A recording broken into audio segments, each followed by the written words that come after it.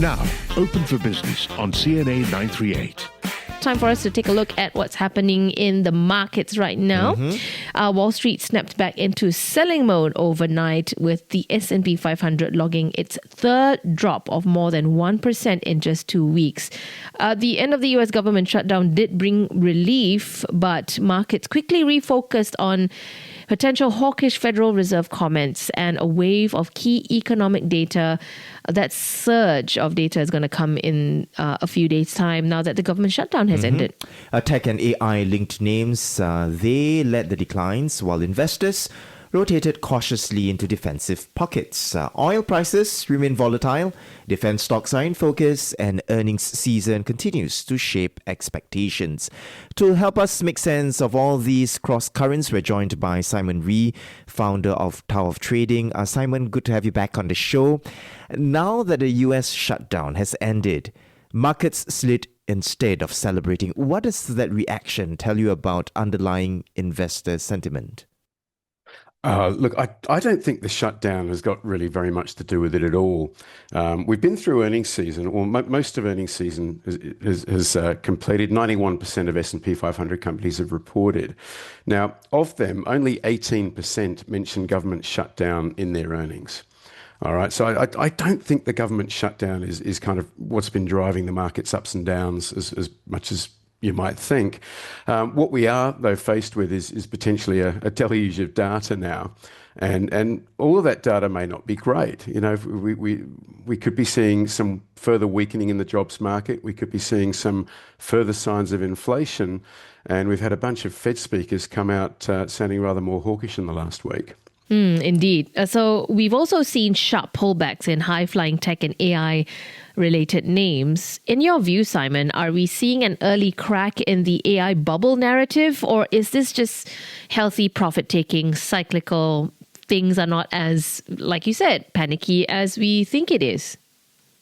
Look, we've seen in the last week or so outperformance from consumer staples, which is one of the most defensive sectors of the stock market, relative to things like tech and especially semiconductors, which is where a lot of the AI euphoria is concentrated.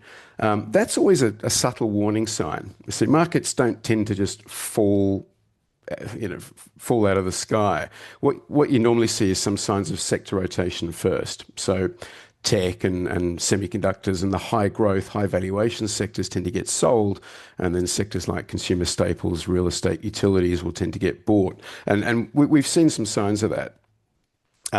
In terms of the bubble valuations, I guess we've got guys like Michael Burry now making a lot of noise on X about shorting some of these names, and that could get people to start asking some tougher questions.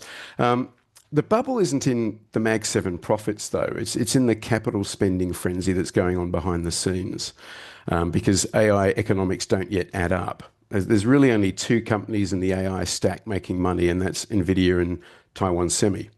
Everyone else is losing money, and every query, every inference costs more to serve than the revenue they bring in. All right, and so what we've seen in other tech rollouts is people are quite happy losing money while a company gains market share. All right, we saw this with Amazon, we saw it with Uber. They're two headline examples, and we're seeing it again with AI. Everyone's in a race to the bottom to try and capture market share. But what if prices just keep going down and down and down, and costs don't follow or don't fall nearly as quickly?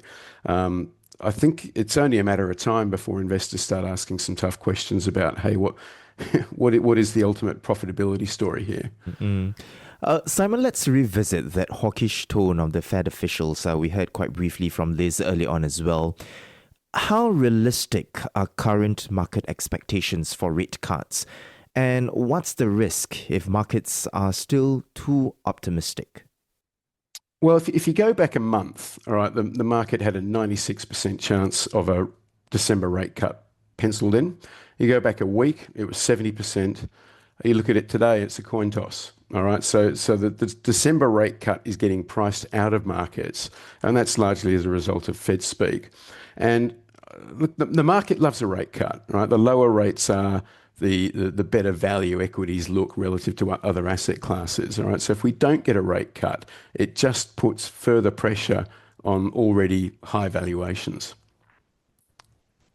Well, let's turn to that earnings season comment you mentioned. Still underway with 91% of companies already out with their earnings data. What are you watching to gauge, Simon, whether corporate America can justify some of the valuations that we're seeing, especially in the growth sectors? Oh, that's easy. Nvidia earnings next week. I think if Nvidia earnings has become a macro risk event. You know what I mean? It's almost equivalent to the CPI or the FOMC. I mean, the decision. stage, the literal stage on which it is set, and the way Jensen Huang sort of presents it also kind of adds to that whole drama, right? Right, the gravitas. Yeah. So we got Nvidia earnings next Wednesday, and I think if people always, they want to know, do they beat, do they raise, do they miss? The most important thing is the market's reaction to what they say. And if Nvidia stock doesn't fall, I think the train keeps going. Okay, we hear you. Simon, you've spoken before about subtle warning signs, even within a broader bullish trend. What signals are flashing amber for you right now? So I touched on one earlier, and that is the outperformance of staples, consumer staples stocks relative to tech and semiconductors in particular. All right, that's a sign of sector rotation, right? Institutions moving money out of high beta, high growth sectors into more defensive sectors. And the reason that's kind of negative for the market is because tech is 35% of the S&P 500. All right, so if money's coming out of there, it tends to drag the index down with it. Poor breadth has been an often talked about topic as well. The market gains are very, very concentrated. The top 10% of stocks I think, have about a 35% weighting in the S&P. And so it's a small number of stocks doing the heavy lifting. And if the cracks start to appear in that small number of stocks, and they kind of are in Meta, and Microsoft is kind of looking on the fence there a little bit. We've seen a massive drop in names like Oracle. You get a smaller and smaller number of stocks doing the heavy lifting. And then looking at things like Bitcoin's back under 100,000 again. That's been a pretty good barometer of risk sentiment. That's not trading bullish at the moment. And a lot of the former high flyers, I'm talking nuclear stocks, neo clouds, quantum computing stocks, they've just absolutely crumbled in the last month. So that's just another sign of waning risk appetite. Indeed, we are. We are seeing, the narrative of the Bitcoin market ending its 4-year cycle, while it signals for the broader market as well. So we'll wait and see how investor behavior adjusts when that happens. Let's take a look at a commodity now, Simon. Oil prices remaining choppy. It's been indeed a choppy year for oil. How important is the energy story for equity markets at this stage, Simon? And what does it signal about global demand? Or is the picture not as clear as we think it is? I think Trump's rhetoric about wanting gas prices below $2 a gallon probably hasn't helped. The whole drill baby drill rhetoric. I think $55 is probably an important line in the sand for crude futures prices. That's kind of the low. That's the support level. And I think so long as crude stays above, say, $55, I wouldn't be kind of panicking. If it breaks that level, I think it does open up some further downside targets. All right. And besides those Nvidia earnings, Simon, what else are you looking out for the rest of next week? So really what I'm looking for is, aside from Nvidia earnings, is just whether we see a continuation of this sector rotation. So consumer staples have been the worst performing sector year to date, but they've had a rocket lit under them in the last week.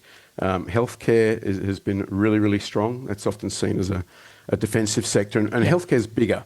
All right, so that's an easier home for some of the tech money to slide into. Utilities is a funny sector. Traditionally, utilities has been very defensive. It's been viewed as like a bond proxy because utilities companies typically pay nice dividends and don't offer a lot of growth. But in the last couple of years, utilities has become like an adjacent AI play, given the power needs of the data centers. So utilities is an interesting one. It's got defensive characteristics, but I think it's been pumped up a little bit as a adjacent AI play. Indeed, it has. We're going to wait and see what happens in the consumer staples market over the next few weeks as some sector rotation starts to flow out of AI. Nice what you said about utilities as well, Simon. Thanks very much for that clarity. Just to give our listeners an update on oil prices, WTI crude now trading at $58.95. Brent has closed at just above $63 a barrel. Simon, thanks very much as always for chatting with us today. Hope to have you back soon. Always a pleasure, Andrea. Thank you. Likewise, that pleasure is ours as well. And we've been speaking with Simon Ree, founder of Tower of Trading.